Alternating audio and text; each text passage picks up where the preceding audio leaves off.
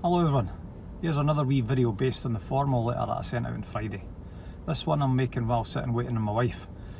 I've been making these videos because I'm aware that parents prefer listening about updates rather than reading about them. I'm also led to believe from staff that some of the kids are saying that the parents aren't sharing the letters with them, and they too like the videos to keep up to date. Obviously, my first ask would be that parents do share the letter and or the video contents that their kids are clearly not all getting. And that'll be really helpful, thanks very much, because it will ensure that they turn up on the correct days and with the right kit for the lessons. Of course, I hope that none of these amendments will be necessary after Easter and we all go back to a normal school day if the government says it's safe to do so. Coming back to school in this part-time and blended model of learning, some in school and some online, has had its challenges, but I'm pleased to note that our returns progressed as planned and that our youngsters have all had the opportunity to continue to progress with their learning in line with the curriculum and as timetabled, which is a great help. However, the S1s and S2s have benefited as well from a great outdoor learning provision that was set up by the local authority. All S1 pupils will have the opportunity to take part in this outdoor education session with outdoor education instructors and staff, and the purpose of these sessions is to allow the clan groups to work together and so they can further build on clan identity. It's a health and wellbeing session to get them back into school after being out so long.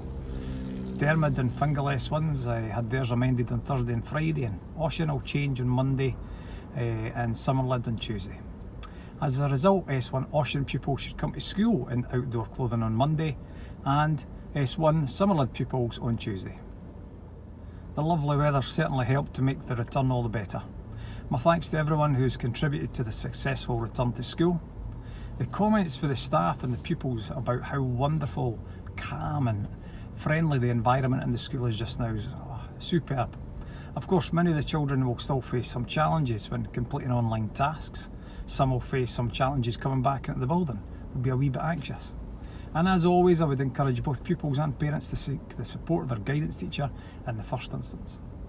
We will provide all the support necessary to ease the anxiety or the practical difficulties, whatever they are, when you're in. As you're aware, our pupils will not sit external SQA exams this year, but they will undergo SQA assessments that will provide evidence for the SQA certification. This assessment process will begin after the Easter holidays. And included within the letter that I sent out, there is an assessment calendar that you will have to read. S4, S5, S6, you need to take a note of all the different assessments and you need to plan your study timetables accordingly. Mr. Champion's going to run a 45-minute session on Google Meet.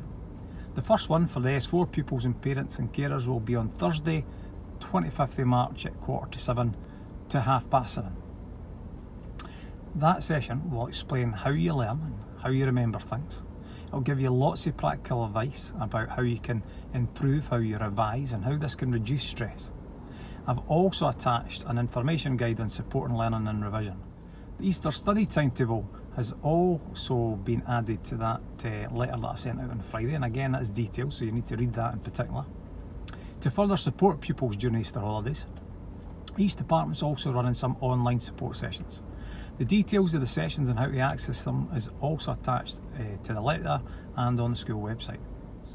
Now, we've been lending lots of equipment to staff, so can I please ask that all IT equipment like Chromebooks be handed back into the school and clearly stating which pupil or family is returning them. And this will ensure that we've got an accurate record of the return, and you'll be issued with a receipt, and that will allow us to make sure that we've got enough kit for each of the classrooms when we return. Right, a wee bit about Tiree Primary now. We were delighted to welcome back our primary 4 to 7 pupils this week, and we enjoyed being back together as Tiree Primary School all at once.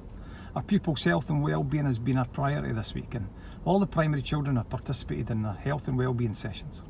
This allowed us to arrange one-to-one discussions with all the pupils where appropriate, and it gave us a chance to talk to them about how they're feeling, how they're getting on and how they're settling in. The children have enjoyed their time this week reconnecting with their peers, and they're getting back into the routine of the school day. We're so proud of the resilience shown by the children. We've continued our science topic of living things, plants, and this week we've witnessed lots of new plant life growing within the classroom and within the classroom experiments. Superb.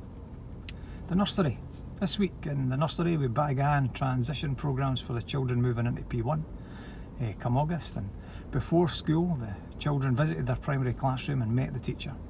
Everyone had a lovely time, and I'd like to thank all the staff involved in these events. As usual, details and photographs of the learning experiences have been shared with all the nursery parents and carers in the nursery Google Classroom.